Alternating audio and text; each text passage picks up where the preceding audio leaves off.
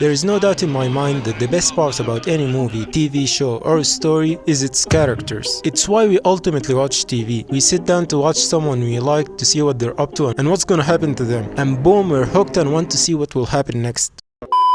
We came a long way from the basic sidekick in the early TV stages, when every other character besides the MC was basically a yes man. But now that the writing evolved, the side characters nowadays get a lot of attention and they become much more complex and made to question and break down the main character. I think a well-written sidecast has more value than a lot of other story components. For example, the world they take place in, because you can have the most aesthetically pleasing and atmospheric world, but if the characters suck, then suddenly that beautiful world is just a big waste of time and effort. There is so many different types of side characters, but mainly there is serious ones and the ones you can never take seriously. And the best example for that is Joseph Joestar.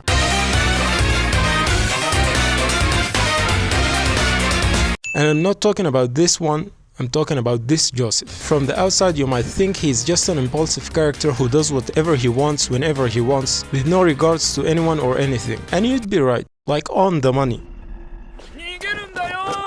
But the more we see how he handles situations, the more we understand his character. He's really funny and clever, and he also shows a lot of compassion and ethics. Well, maybe not ethics, because of... Nice!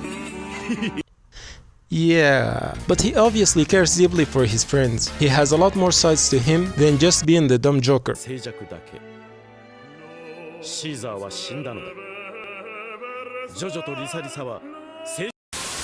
I really like how they handled the old Joseph. His character is the same, but he matured and became more responsible. Joseph survived the worst thing that could possibly happen to a character, which is being nerfed and demoted to a side character. It happened to Jotaro twice, and if I'm being honest, Jotaro didn't do as well as a side character. But Joseph survived that because he has more to him than his powers.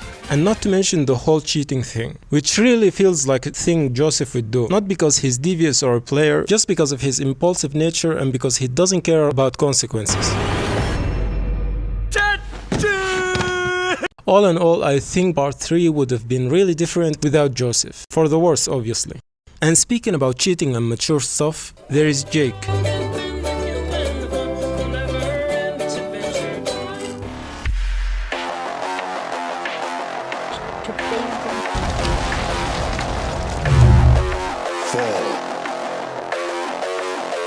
Adventure Time is filled with a lot of interesting and well-crafted characters. But even then, Jake is something else. He is the model of the perfect side character. He is very complex and well-written. I mean, this is a side character.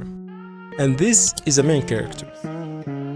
In the show we see a lot of sides to Jake, and I mean a lot. From his past criminal activities to his redemption to become a hero, which was not a sudden 180 transformation. He still makes some questionable shit. Listen, I want to see you two do things for this bag of money. Okay, man. Yeah, nice. I love when the writing speaks for itself and shows you someone instead of telling you about them. Like how we know that Jake is a musician, not because of Saul's story about his tragic history and why he needs music to survive. You've all forgotten about the music.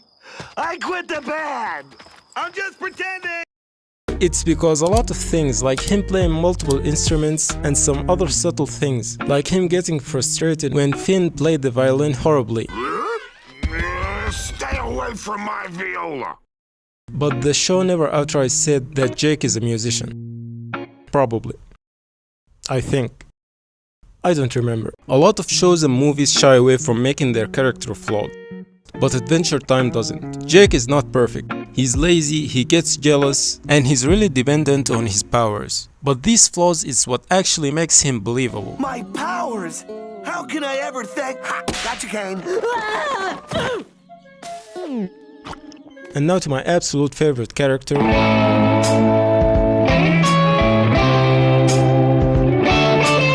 I'm just gonna say it, the earlier Breaking Bad seasons were boring. I know that Breaking Bad is one of the best critically acclaimed shows and that it has magnificent writing and it was one of the best stories ever told, but goddamn it was so dull at the beginning. The show had a lot of downtime, like this scene where Walter and his family visited Hank at the hospital, and while they were there waiting, Walter began fixing the table for about 5 minutes, which felt like an hour. And the entirety of Fly episode, because chasing a fly, and not to mention the whole breakfast deal. Like, how many times are you gonna show me fictional characters eating breakfast before I lose it? 2 times. The answer is 2 times, that's it. But Saul broke all that tension for me. He's a funny character in an otherwise bleak world. He's kinda like a YouTuber in a funeral.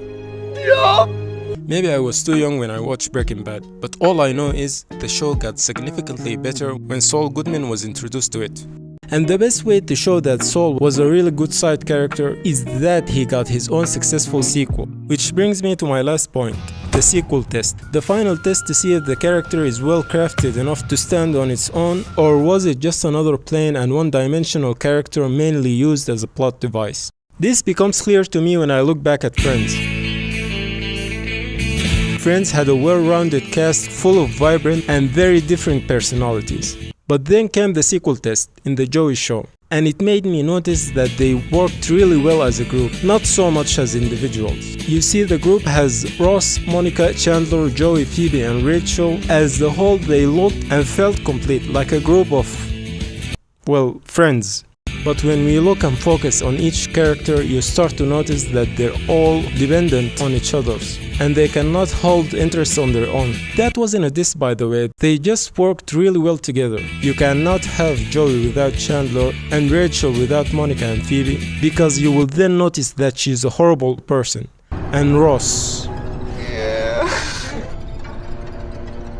But that's okay, because that was the premise of the show. To create a group of friends and have them be the star of the show. So yeah, what was I talking about?